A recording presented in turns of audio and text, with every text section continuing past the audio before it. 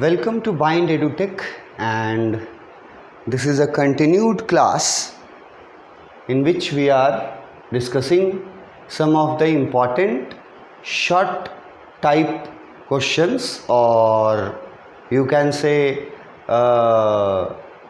some important questions which can be asked while your examination. अब वो किस category में आएंगे, शॉर्ट के कैटेगरी में आएंगे कि लॉन्ग के कैटेगरी में आएंगे, ये तय नहीं किया रहता है, ये फिक्स्ड नहीं रहता है। सेम क्वेश्चन जो है वो किसी भी कैटेगरी से पूछ सकता है, 2 नंबर का भी, ऑब्जेक्टिव का भी, 3 number, 4 number, 5 number, 6 number, 7 number, कितना का भी क्वेश्चन, वही सेम क्वेश्चन। तो जितना नंबर का रहता है उसके अनुसार वर्ड लिमिट्स दिया रहता है, और उसी वर्ड लिमिट्स के अनुसार आपको आंसर लिखना पड़ता है। अब जैसे एक ये क्वेश्चन जो हमारे सामने है, क्वेश्चन नंबर 5 क्वेश्चन नंबर हम लोग इसके पहले डील किए थे। क्वेश्चन नंबर 6 में लिखता है, व्हाट वाज रॉजर स्कंक्स प्रॉब्लम, ठीक है, और लिखता है how did he get rid of it. अब ये क्वेश्चन एक अच्छा एग्जाम्पल है, वो जो मैं मार्क्स का बात करता हूँ कि ये क्वेश्चन ऐसा क्वेश्चन है जो ऑब्जेक्टिव से लेकर के और लॉन्ग आंसर तक पूछा जा सकता है। मतलब 2 नंबर का, 3 नंबर का, 4 नंबर का, 5 नंबर का, 6 नंबर का, 7 नंबर का, ये क्वेश्चन ही ऐसा है कि इसको कितने भी मार्क्स का पूछा जा सकता है। तो यहाँ पे जो हम डील किए हैं वो देखो, ये यहाँ पे जो हम क्वेश्चन को जो सैंपल डील किए हैं वो है 1 2 3 4 5 लाइन जो मेरा नेचुरली रहता है फॉर 2 मार्क्स एंड 3 मार्क्स।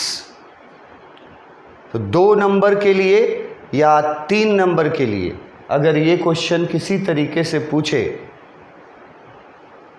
कि रॉजर स्कंक को क्या प्रॉब्लम था, ठीक से, और वो फिर पूछा है how did he get rid of it. तो ये पहला क्वेश्चन जो है ना कि रॉजर स्कंक को क्या प्रॉब्लम था, ये ऑलमोस्ट सारे स्टूडेंट्स जो थोड़ा बहुत भी ये स्टोरी पढ़े होंगे वो लोग के मन में तुरंत आ जाएगा आंसर, बैड स्मेल।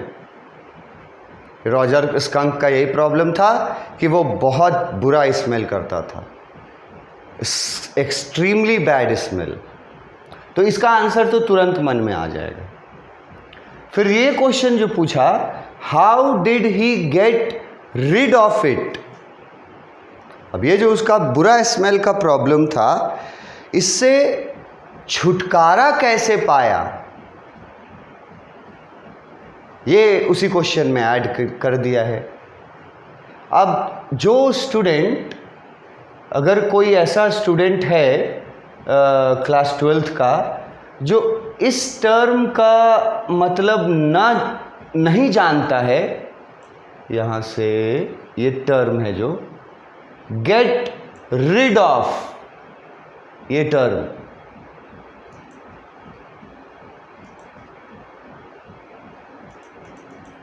ये टर्म देखो, गेट रिड ऑफ। अगर तुम क्लास 12th के स्टूडेंट हो, ठीक है, क्लास 12th में पढ़ रहे हो, और अगर आपने ये कहानी पढ़ा है बुक से भी और एक्सप्लेनेशन भी पढ़ा है पॉइंट वाइज, तो ये टर्म का मीनिंग आप जान जाइएगा। अगर इस टर्म का मीनिंग जो स्टूडेंट्स नहीं जानते हैं, जो स्टूडेंट्स, और ऐसे बहुत सारे स्टूडेंट्स हो सकते हैं जो इसका मतलब नहीं जानते हो, गेट रिड ऑफ किसको बोला जाता है, क्या चीज़ को बोला जाता है, गेट रिड ऑफ। जो लोग जानते होंगे वो लोग को कोई प्रॉब्लम नहीं होगा, ठीक है। लेकिन कुछ ऐसे स्टूडेंट्स भी हो सकते हैं जिनको ये तो पता रहेगा कि रॉजर स्कंक का प्रॉब्लम था उसका बुरा स्मेल जो जन्मजात था, जो हर स्कंक का होता था, तो उसका वही प्रॉब्लम था। लेकिन ये गेट रिड ऑफ वर्ड जो स्टूडेंट नहीं जानेगा कि इसका क्या मतलब है, तो वो फिर सोच में पड़ जाएगा, टाइम वेस्ट करेगा और आंसर इसका नहीं दे पाएगा ठीक से, मतलब अच्छे ग्रेड लायक आंसर नहीं दे पाएगा। अब ये टर्म या ये वर्ड जो भी बोल लो, ये ऐसा नहीं है कि नया है। और मैं मानता हूँ कि एवरेज बच्चे जो क्लास 10th में 11th में अपने आप को एवरेज इंग्लिश के लायक भी समझते होंगे, 50 नंबर लायक 100 में से, उनको ये बात इसका मीनिंग पता होना चाहिए। और अगर नहीं पता है तो इसका मतलब वो जो अपने आप को जिस कैटेगरी में रखे हैं वो उस कैटेगरी के लायक वो नहीं है और नीचे कैटेगरी में है। अगर कोई स्टूडेंट जो अपने आप को इंग्लिश में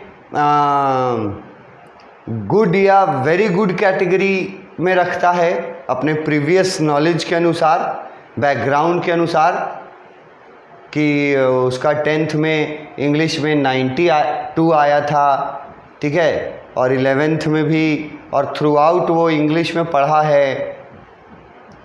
अगर वैसे स्टूडेंट्स जिनका इंग्लिश बैकग्राउंड रहा है,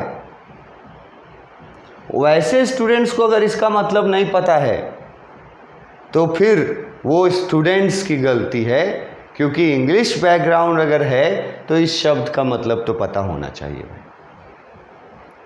क्लास 6, 7, 8, 9, 10th कहीं ना कहीं किसी न किसी रूप में इस वर्ड का मतलब पता होना चाहिए। अगर आप अपने आप को गुड, एवरेज, वेरी गुड या एक्सीलेंट के कैटेगरी में रखते हैं, और ये कैटेगरी कौन बांट सकता है, मैं बार बार बोलता हूँ, ये कैटेगरी आप खुद अपना डिसाइड कीजिए कि आप किस कैटेगरी के लायक हैं।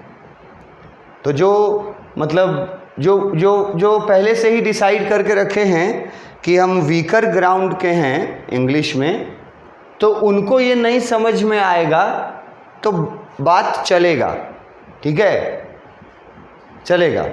लेकिन जो इंग्लिश बैकग्राउंड से हैं उनको अगर ये बात नहीं समझ में आया गेट रिड ऑफ, तो इसका मतलब है कि वो स्टूडेंट पढ़ाई नहीं किया है ठीक से इंग्लिश में। जो हिंदी बैकग्राउंड के हैं उनको हो सकता है कि इसको जानने की ज़रूरत पड़ जाए। तो पहले भी मैंने बताया है इसी चैप्टर में एक्सप्लेनेशन में, मैं रिपीट कर देता हूँ कि गेट रिड ऑफ का मतलब होता है छुटकारा पाना, किसी चीज़ से, किसी प्रॉब्लम से छुटकारा पाना। ये मतलब नेगेटिव सेंस में ही ज़्यादा यूज़ होता है रिड ऑफ, और उसका स्पेलिंग रिड का और उसका प्रोनाउंसिएशन ये भी मैंने डिस्कस किया हुआ है इसी चैप्टर को एक्सप्लेन करते वक्त, कहीं पर जहाँ ज़रूरत पड़ा था मैंने बताया है कि गेट रिड ऑफ का में रीड का स्पेलिंग पे ध्यान रखना, RID, क्योंकि इससे मिलते जुलता बहुत सारा स्पेलिंग होता है। RIDE लिख दोगे तो राइड हो जाएगा, READ लिख दोगे तो रीड पढ़ेंगे, REED लिख दोगे तो उसको भी रीड पढ़ेंगे, REE। तो ये रीड वर्ड जो है इसका मतलब है छुटकारा पाना।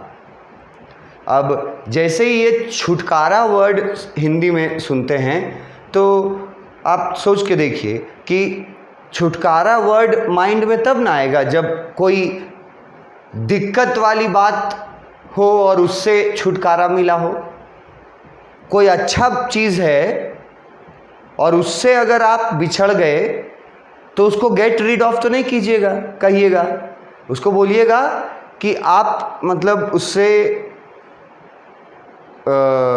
डिवॉइड रह गए, वंचित रह गए अच्छी चीज़ों के बारे में। और नेगेटिव सेंस में यूज़ करते हैं छुटकारा। तो पूछा कि रॉजर स्कंक को क्या प्रॉब्लम था और उसने इस प्रॉब्लम से कैसे छुटकारा पाया। और ये क्वेश्चन बहुत अच्छा एग्जाम्पल है। मैंने आंसर जो लिखा है वो 2-3 मार्क्स का सैम्पल आंसर है और ये सेम क्वेश्चन या मिलते जुलते वर्ड्स रहेंगे क्वेश्चन में, लेकिन मीनिंग यही निकलेगा कि किस प्रॉब्लम, कौन से प्रॉब्लम में था रॉजर स्कंक, बेबी स्कंक, और उस प्रॉब्लम को दूर करने के लिए उसने क्या किया, कैसे प्रॉब्लम दूर किया, कैसे छुटकारा पाया। ये किसी भी तरीके से पूछा जाए तो उसका आंसर यहाँ मैंने दिया है 2-3 मार्क्स के कैटेगरी के अनुसार। तो पहले उसको पढ़ लेते हैं, फिर डिस्कस करते हैं कि अगर इसी क्वेश्चन को हायर कैटेगरीज में डाल दे तब क्या करना होगा। पहले इसको 2 मार्क्स में डिस्कस किए हैं, 2-3 मार्क्स में, तो 30 से 40 शब्दों के बीच का रहता है वो। तो ये तो सब कोई लिखेगा। Roger स्कंक्स problem was that he smelled awful. उसका प्रॉब्लम यही था कि उसका स्मेल ऑफुल था। अब देखो यहाँ पर फर्क पड़ जाएगा। कुछ स्टूडेंट ऑफुल वर्ड का मीनिंग अगर नहीं जानते हैं, जो कि मैंने बताया है, और उनको मीनिंग याद है लेकिन ऑफुल वर्ड नहीं याद है और उसका स्पेलिंग नहीं याद है, और वो इसके जगह जानते हैं कि लिख देंगे वेरी बैड स्मेल, जो मैंने बताया है। या कुछ वर्ड कुछ लोगों को याद रहेगा फाउल स्मेल, ये भी वर्ड मैंने बताया है इसी चैप्टर के डिस्कशन में। Very bad, extremely bad smell या फाउल स्मेल। तो अगर कोई स्टूडेंट बैड स्मेल यूज करेगा, या ना स्मेल्ड बैड, ठीक है, तो वो भी सही लिख रहा है। अब अगर कोई student smelled awful word use किया तो सही उसका भी है। लेकिन तुम सोच के देखो कि जो स्टूडेंट बैड वर्ड यूज करेगा और जो स्टूडेंट ऑफुल वर्ड या फाउल वर्ड यूज करेगा, दोनों स्टूडेंट्स में से किसके आंसर को ज़्यादा वेटेज मिलेगा?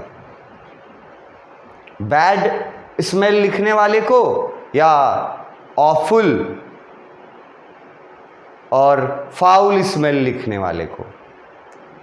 तो यहाँ डिफरेंस पड़ जाएगा। जो लोग फाउल स्मेल लिखेगा, ऑफुल वर्ड यूज़ करेगा, उनका मार्क्स का कैटेगरी अलग हो जाएगा, और जो सैड स्मेल, बैड स्मेल लिखेगा या वेरी बैड स्मेल या एक्सट्रीमली बैड स्मेल, कुछ भी लिखे, उसका कैटेगरी ही अलग हो जाएगा टीचर के नज़र में। ठीक है, क्योंकि ये ऑफुल वर्ड टेक्स्ट बुक में है। तो ऑफुल अगर आप यूज़ करते हैं तो टीचर के जो करेक्शन करने वाले टीचर होंगे, उनके मन में आपका एक स्टूडेंट के रूप में एक पॉजिटिव इमेज बनेगा कि ये स्टूडेंट जो है ये पढ़ा है कहानी, क्योंकि वो ऐसे वर्ड्स यूज़ कर रहा है जो कहानी में है। उनको सबसे सिंपलेस्ट रूप में नहीं यूज़ कर रहा है। फर्क कोई नहीं है। बैड स्मेल लिखो, वेरी बैड स्मेल लिखो, चाहे ऑफुल स्मेल लिखो, चाहे फाउल स्मेल लिखो, यही रॉजर स्कंक का प्रॉब्लम था। इसमें फर्क, मीनिंग में फर्क नहीं है, फर्क स्टैंडर्ड में है। मतलब अगर आप क्लास 2 में पढ़ रहे होते, ठीक है, और क्लास 3 में, 4 में, 5 में, 6 में, 7 में, 8 में, 9 में, 10th में भी आप अगर पढ़ रहे हैं, तो आप अगर बैड या वेरी बैड स्मेल लिखिएगा 8th क्लास में, 9th क्लास में, तो उस क्लास के अनुसार वो वर्ड ठीक है, चलेगा, उसमें मार्क्स नहीं कोई फर्क पड़ेगा। लेकिन ये जो है क्लास, ये स्टैंडर्ड जो है, स्टैंडर्ड 12th, तो स्टैंडर्ड 12th में जैसे जैसे आपका स्टैंडर्ड बढ़ता है क्लास में, तो वैसे वैसे आपका स्टैंडर्ड वर्ड में भी तो बढ़ना चाहिए ना। रहिएगा क्लास 12th का, और वर्ड्स और सेंटेंसेस यूज़ कीजिएगा क्लास 4 का या 5 का, 6 का, 7 का। तो आपका इम्प्रेशन क्या बनेगा कि ये जानता है स्टोरी, ठीक है, लिख भी दिया, लेकिन 12वीं मतलब 12th तक का जो ग्रेड होना चाहिए ना, इसमें वो नहीं है इस स्टूडेंट में। तो आपको फिर वो मार्क्स जो है वो कम देगा टीचर। ये पड़ता है फर्क। तो बैड स्मेल लिखिए, वेरी बैड स्मेल लिखिए, लेकिन मैंने बता दिया फर्क पड़ेगा। अगर ऑफुल स्मेल लिखिएगा या फाउल स्मेल लिखिएगा तो ज़्यादा वेटेज मिलेगा, मगर गलत स्पेलिंग के साथ नहीं। मतलब मेरे कहने का मतलब है कि ऑफुल वर्ड आप लिखें और गलत स्पेलिंग लिख दिए ऑफुल का, तो वो उससे भी ज़्यादा नुकसानदायक होगा जो बैड स्मेल लिखते आप। उससे अच्छा अगर आप ऑफुल का स्पेलिंग ठीक से नहीं लिख सकते तो एकदम मत लिखिएगा, वेरी बैड लिखिए, वही मार्क्स दिला देगा। गलत स्पेलिंग ऑफुल का लिखिएगा तो और उल्टा मार्क्स कट जाएगा। तो वही टीचर समझेगा कि ये पढ़ा है लेकिन ध्यान नहीं दिया, इसको स्पेलिंग नहीं पता है, मार्क्स काट देगा। तो ऑफुल यूज़ कीजिएगा या फाउल, तो फाउल का स्पेलिंग सही होना चाहिए, FOUL। अगर नहीं है लिखने का कैपेसिटी फाउल का सही स्पेलिंग, तो गलत स्पेलिंग नहीं लिखिए, उससे जगह उसके साथ अच्छा लिख दीजिए he smelled very very very bad का, ये काम चल जाएगा। गलत स्पेलिंग लिखने से अच्छा है कि वो सिंपल वाला चीज़ आप लिखें। और ये उसका प्रॉब्लम था। अब इस प्रॉब्लम का रिजल्ट क्या होता था, इसको प्रॉब्लम बोला क्यों गया,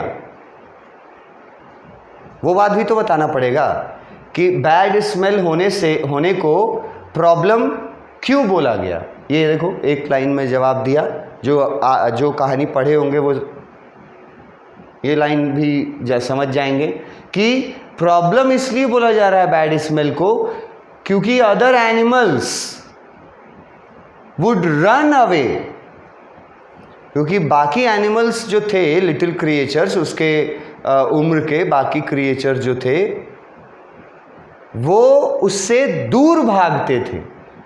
अब जो टेक्स्ट बुक पढ़ा होगा ना, उसको ये वर्ड भी रिकॉल हो जाएगा, रन अवे वर्ड यूज़ किया है उसमें,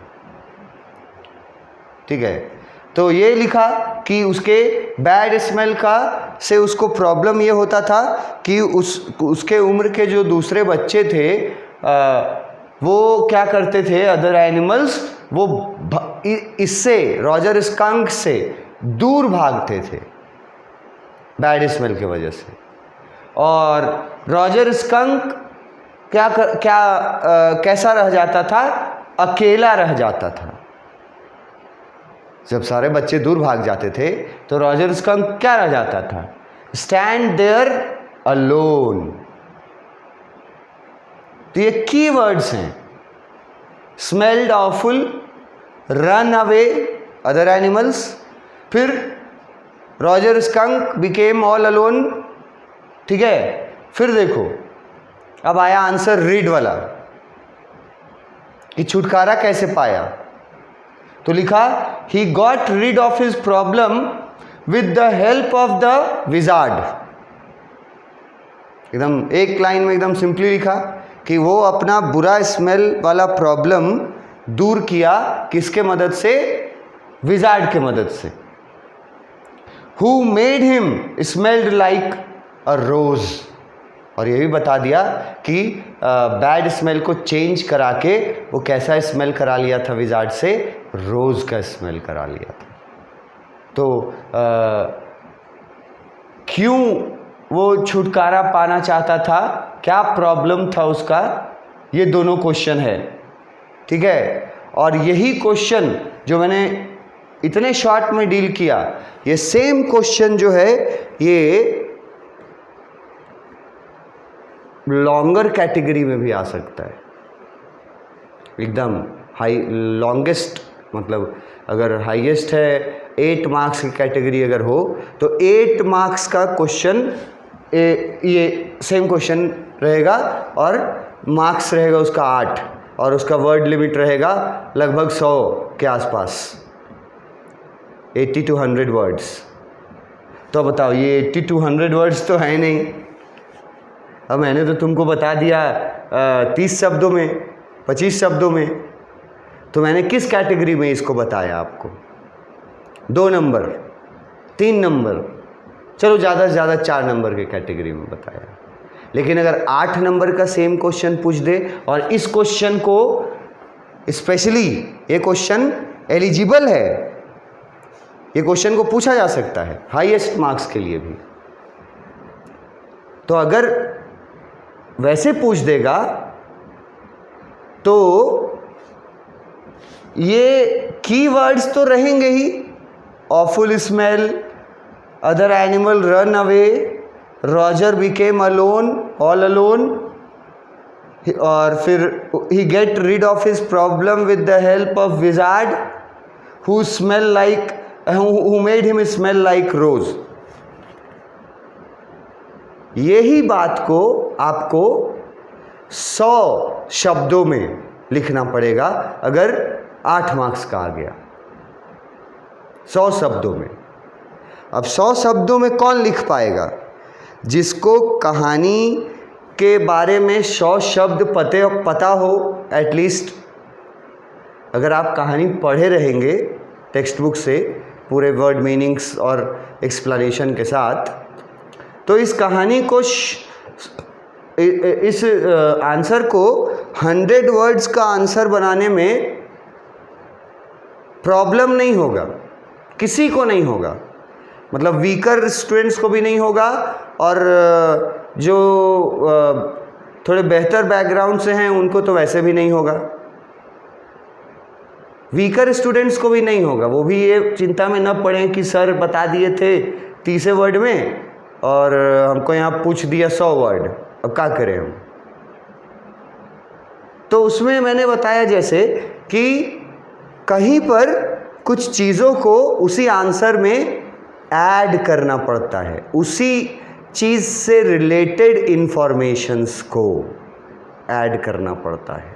तो यहाँ पर ना मेरे पास बहुत सारा जगह है जहाँ हम बहुत सारा चीज़ जो कहानी में हुआ था वो ऐड कर सकते हैं। ये शॉर्टेस्ट फॉर्म हो गया कहानी को कि कैसे वो छुटकारा पाया ना, ये सबसे छोटा आंसर हुआ उसका। With the help of wizard who made him to smell like a rose, सबसे छोटा आंसर, 1 सेंटेंस आंसर।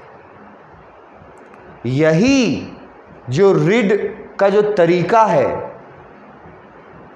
ठीक है, ये इसी को हम अगर थोड़ा डिटेल में डिस्कस करें, यहाँ तक ठीक जा रहे हैं।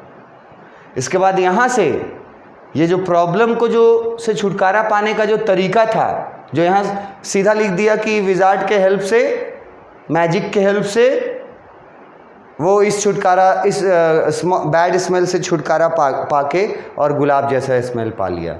अगर इसी प्रोसेस को, ये बात को आप चाहें, जो कहानी पढ़े हुए हैं स्टूडेंट वो चाहेंगे, तो यहाँ पर 10 सेंटेंसेस जोड़ सकते हैं आराम से।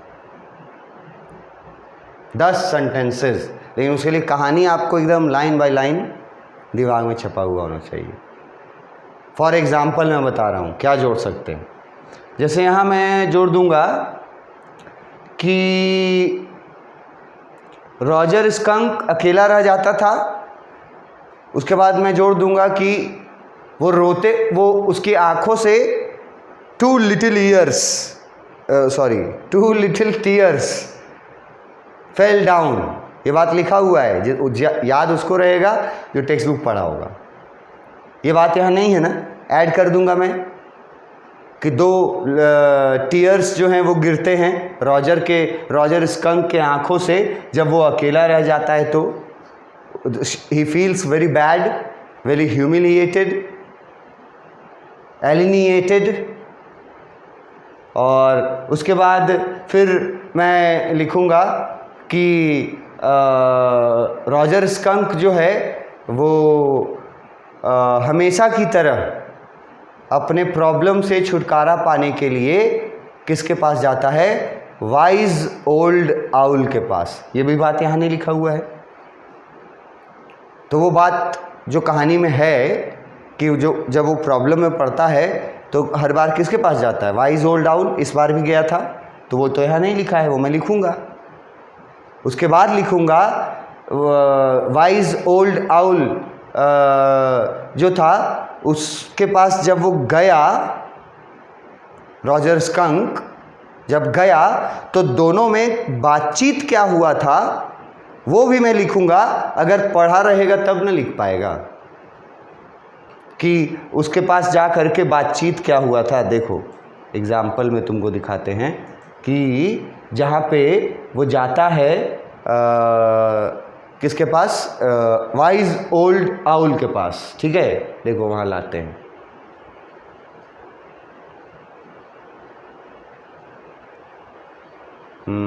टेक्स्ट बुक है,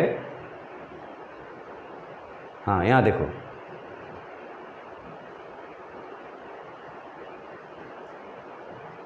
यहाँ देखो, यहाँ दिया है ना, इसको ऐड करेंगे।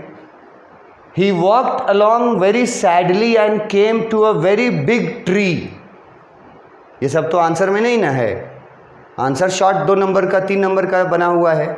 तो अगर 10 नंबर का 8 नंबर का पूछ दे तो देखो कितना चीज़ें ऐड करने के लिए। अगर आप ये पढ़िएगा, आपको पता रहेगा तभी ना ऐड कर पाइएगा। और अगर आप यहाँ से पढ़े एक बार टेक्स्ट बुक से, फिर इसको अगर आप एक्सप्लेनेशन में भी पढ़िएगा तो इस पॉइंट के बारे में लिखा हुआ होगा। देखो यहाँ से देखो, Roger walked with her sad mood. Roger दुखी होकर के जो है वो चलने लगता है और कहाँ जाता है, कहाँ रीच करता है? एक बहुत बड़े ट्री के पास।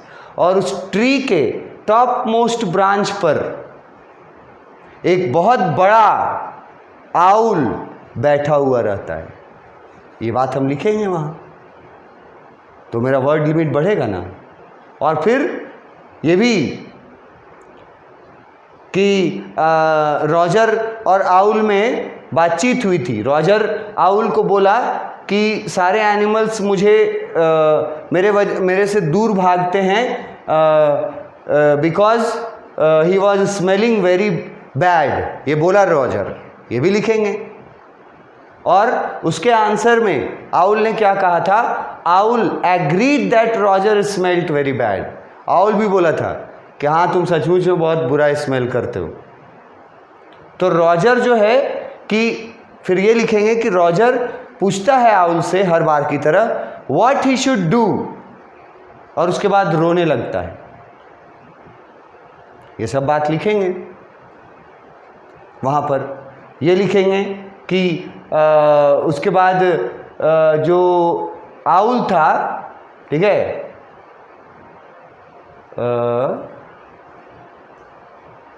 हाँ, आउल जो था वो बोलता है the owl thought for a long time. Owl को जब वो अपना प्रॉब्लम बताता है ना, तो आउल सोचने मतलब सोच में पड़ जाता है कि क्या सॉल्यूशन निकालें। और फाइनली हर बार की तरह वो बोलता है कि जाओ किसके पास, विजार्ड के पास, ठीक है। और उसके बाद लिखा हुआ है कि विजार्ड के पास जब वो जाता है तो विजार्ड जो है पहले उससे कैसे बिहेव करता है वो भी बात यहाँ लिखा हुआ है। हाँ ये देखो, the owl told Roger Skunk to go into dark jungle, wizard के पास पहुंचने का तरीका भी बताया था, ठीक है। He should go under the Apple trees, कि एप्पल ट्रीज बहुत सारे मिलेंगे जंगल में, उन जंगलों से जाना है तुमको। Then cross the marsh and finally across a small river, जिसमें क्रिक वर्ड यूज किया था। और मार्श वर्ड का मतलब बताया था मैंने कि कोई छोटा सा गड्ढा जहाँ पे पानी जमा हुआ हो, ठीक है। तो वो सब पार करके गया, वो क्रिक वर्ड पूछी भी थी।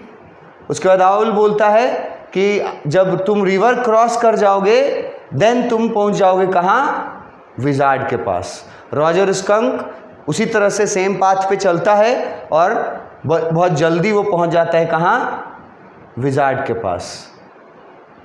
और उसके बाद जो विजार्ड और रॉजर स्कंक का बातचीत है, पूरा पैराग्राफ, जहाँ तक उसका चेंज नहीं कर देता है स्मेल, देखो कहाँ तक,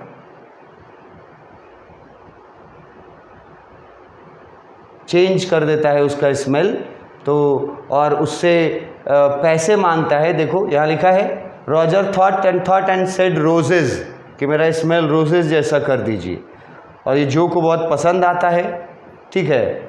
और उसके बाद वो एक मंत्र पढ़ता है, चैंटिंग करता है रॉजर, आब्रा डाबरी हॉकस पू Roger skunk how do you do, ऐसा एक चैंटिंग करता है। और उसका लास्ट में बोलता है बिंगो, और उसी के साथ पूरा रूम जो है वो गुलाब की खुशबू से भर जाता है। सोचो इतना अगर लिखेंगे तो 2 पेज पहुंच जाएगा, लेकिन कब लिख पाओगे, जब ये पढ़े रहोगे तब ना। ये टेक्स्ट बुक का पार्ट है, ठीक है। और इसी को फिर एक्सप्लेनेशन में पॉइंट्स दे करके बताए हैं।